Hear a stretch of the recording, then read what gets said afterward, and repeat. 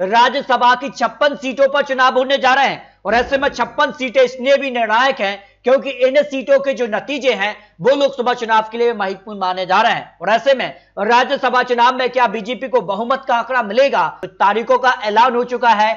15 राज्यों की 56 सीटों पर 27 फरवरी को यहां चुनाव होने जा रहे हैं। तो उत्तर प्रदेश में भी इस बार बड़ा उलटफेर देखने को मिला था। विधानसभा चुनाव में भारतीय जनता पार्टी ने यहां पर सीटों में इजाफा किया, लेकिन समाजवादी पार्टी ने भी यहां पर सीटों में इजाफा किया है। उत्तर प्रदेश के लिए 403 विधानसभा सीटें आती हैं और इसमें अगर बात की जाए तो जो एनडीए गठबंधन उसके पास 277 एमएलए है, इसमें भारतीय जनता पार्टी के पास अपने 252 है और यहां पर बात की जाए तो समाजवादी पार्टी गठबंधन के पास 117 है, जिसमें समाजवादी पार्टी के पास 108 है।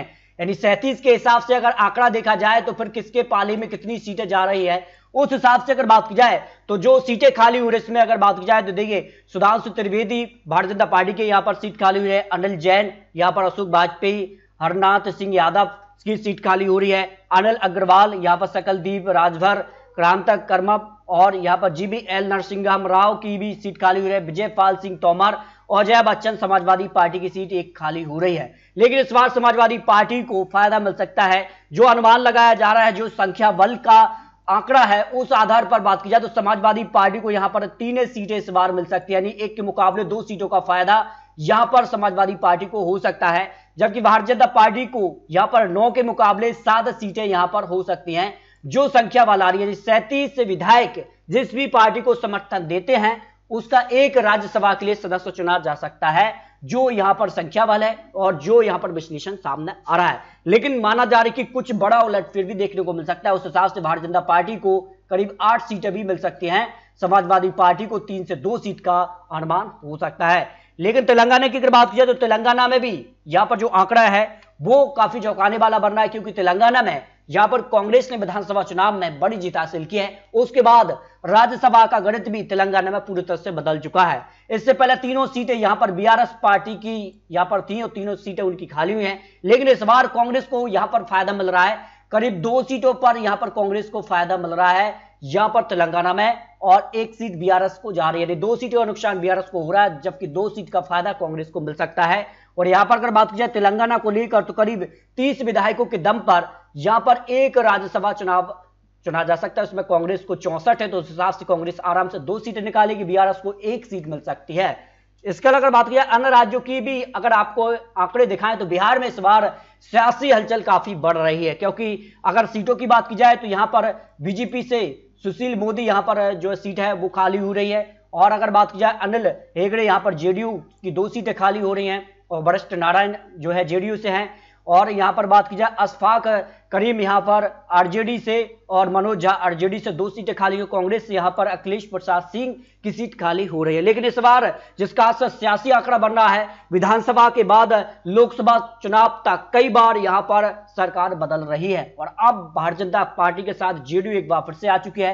तो सीधे तौर पर भारतीय जनता पार्टी को यहां पर 2 सीटें अपने दम पर जा रही हैं, जबकि जेडीयू को इस बार 1 सीट मिल रही है। और अगर बात की जाए संख्या बल के आधार पर तो यहां पर जो है एनडीए को करीब 128 सीटें, जिसमें बीजेपी को 78 है, जेडीयू के 45, हम पार्टी से 4 है और 1 निर्दलीय का है। और जबकि गठबंधन की बात की जाए तो गठबंधन के पास 115 विधायक है। और अगर बात की जाए तो यहां के आंकड़ों में तो बिहार में करीब जो बिहार को लेकर आंकड़ा उसमें करीब 34 विधायकों के दम पर एक राज्यसभा सदस्य यहां पर जो है पार्टी भेज सकती है, जिसमें भारतीय जनता पार्टी के पास 78 है, तो आराम से भारतीय जनता पार्टी यहां पर 2 राज्यसभा सदस्य भेज सकती है। जेडीयू को नुकसान हो रहा है 1 राज्यसभा के लिए, जबकि आरजेडी भी यहां पर 2 सदस्यों को भेज सकती है। लेकिन कांग्रेस के लिए पैच फंस सकता है, और अगर कांग्रेस की बात की जाए तो 19 विधायक उनके पास हैं, करीब 34 विधायक के दम पर एक राज्यसभा के लिए भेजेंगे। तो कहीं ना कहीं कांग्रेस की जो सीट है वो यहां पर बीजेपी और जेडीयू के पक्ष में जा सकती है,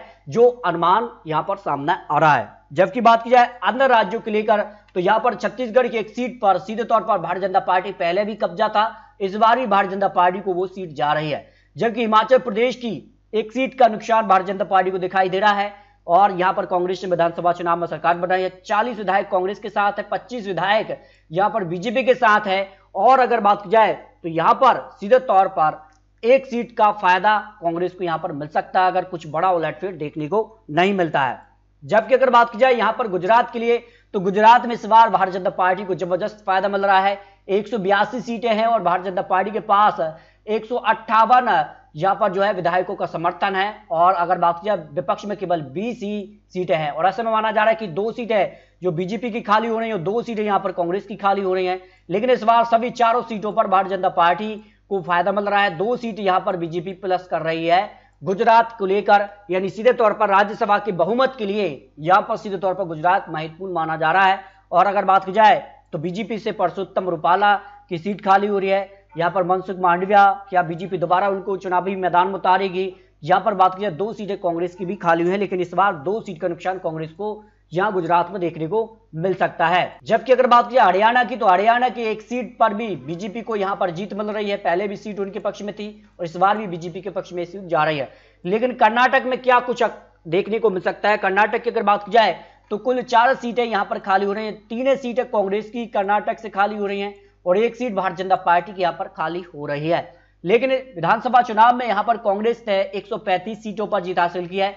भारतीय जनता पार्टी को यहां पर 66 सीटों पर जीत मिली है और इस बार माना जा रहा है कि भारतीय जनता पार्टी को यहां पर 1 सीट और कांग्रेस को यहां पर करीब 2 सीट मिल रही है। लेकिन 1 सीट पर पैंच फंस सकता है, जो आंकड़े बढ़ना है, क्योंकि भारतीय जनता पार्टी के पास 66 है। और अगर बात की जाए कर्नाटक को लेकर तो यहां पर करीब 45 विधायकों के दम पर एक राज्यसभा सदस्य यहां पर पार्टी भेज सकती है। उस हिसाब से भारतीय जनता पार्टी का आंकड़ा, क्या यहां पर भारतीय जनता पार्टी वो आंकड़ा बढ़ा पाएगी? माना जा रहा है कि यहां पर 2-2 की टक्कर भी हो सकती है, लेकिन कांग्रेस को यहां पर 3 सीटों का अनुमान दिखाई दे रहा है।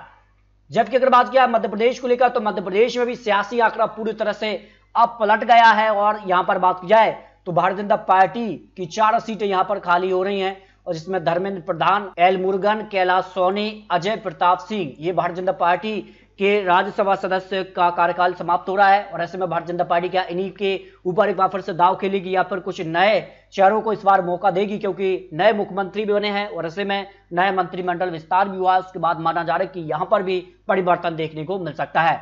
जबकि राजमणि पटेल कांग्रेस की यहां पर जो है राज्यसभा सदस्य सीट खाली हो रही है। ऐसे माना जा रहा है कि यहां पर 1 सीट कांग्रेस के लिए जा सकती है, जबकि 4 सीटों पर भारतीय जनता पार्टी का पलड़ा यहां मध्य प्रदेश में भारी नजर आ रहा है। 4 सीट भारतीय जनता पार्टी और 1 सीट कांग्रेस के पक्ष में जाने का अनुमान दिखाई दे रहा है।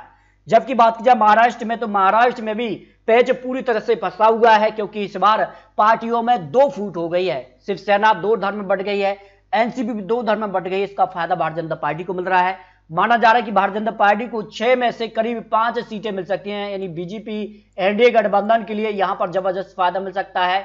यहां पर करीब 5 सीटें एनडीए गठबंधन के लिए, जबकि विपक्ष को केवल 1 ही सीट मिल सकती है। क्या कांग्रेस अपनी सीट बचा पाएगी? यह भी महत्वपूर्ण है, क्योंकि जिसका से यहां पर माना जा रहा है कि कांग्रेस अपनी सीट बचा लेगी, क्योंकि एनसीपी और शिवसेना में जो विधायक हैं वो यहां पर एनडीए में आ चुके हैं। इस कारण से माना जा रहा है कि 1 सीट कांग्रेस और 1 सीट ही यहां पर जो है एनसीपी या फिर उद्धव गुट के पक्ष में जा सकती है, लेकिन कांग्रेस को 1 सीट यहां पर बच सकती है और भारतीय जनता पार्टी को करीब यहां पर 102 सीटों का फायदा यहां पर मिल सकता है, क्योंकि पहले 3 सीट थी। इस बार माना जा रहा है कि 4 से 5 सीट यहां पर भारतीय जनता पार्टी महाराष्ट्र में निकाल सकती है, जो यहां पर संख्या बल सामने आ रहा है। जबकि उत्तराखंड की अगर बात की जाए तो उत्तराखंड में बीजेपी के सांसद यहां पर अरविंद बालूनी का कार्यकाल समाप्त हो चुका है और ऐसे में माना जा रहा है कि बीजेपी इन्हीं को दोबारा चुनावी मैदान में उतार सकती है और आराम से वो जीत हासिल कर रहे हैं। जबकि पश्चिम बंगाल की अगर बात की जाए तो पश्चिम बंगाल में कांग्रेस को 1 सीट का नुकसान दिखाई दे रहा है और भारतीय जनता पार्टी के पास 81 विधायक है। यहाँ पर टीएमसी के पास 207, कांग्रेस के पास 2 ही विधायक बचते हैं। और पश्चिम बंगाल के लिए अगर बात की जाए तो कुल 49 विधायकों के दम पर 1 राज्यसभा सदस्य भेज सकती है। उस हिसाब से भारतीय जनता पार्टी को आराम से 1 सीट तो मिल रही है, लेकिन बीजेपी चाहेगी कि कम से कम 1 सीट और यहां पर प्लस की जाए। तो टीएमसी को यहां पर करीब 4 सीटें यहां पर मिल रही है, 3 से 4 सीट टीएमसी।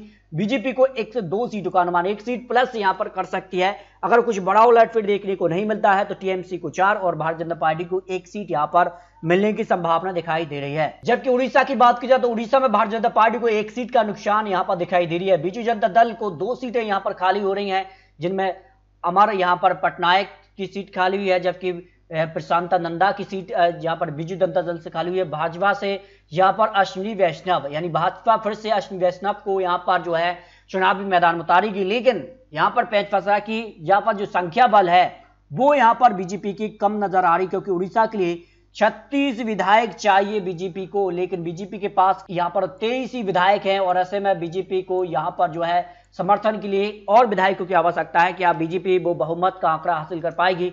और ऐसे में अश्विनी वैष्णव में बड़ा नाम है, क्या उनको एक बार फिर से यहां पर चुनावी मैदान में उतार कर जीत हासिल कर पाएगी? लेकिन माना जा रहा है कि तीनों सीटों पर बीजू जनता दल का यहां पर जो है पलड़ा भारी नजर आ रहा है, जो उड़ीसा को लेकर महत्वपूर्ण आंकड़े सामने आ रहा है। जबकि राजस्थान की अगर बात की जाए तो राजस्थान में यहां पर बात की जाए तो बीजेपी के पास 115 विधायक हैं, कांग्रेस के पास 69 हैं और अन्य के समर्थन से अगर बात की जाए तो करीब यहां पर जो है 14 विधायक बन जाते हैं। किसका समर्थन करती है महत्वपूर्ण है, लेकिन माना जा रहा है कि 2 सीटों पर सीधे तौर पर भारतीय जनता पार्टी आराम से जीत रही है और कांग्रेस पार्टी को 1 सीट यहां पर आराम से मिल रही है। यानी सीधे तौर पर राजस्थान में 2 सीटें भाजपा और 1 सीट कांग्रेस के पक्ष में जा रही है।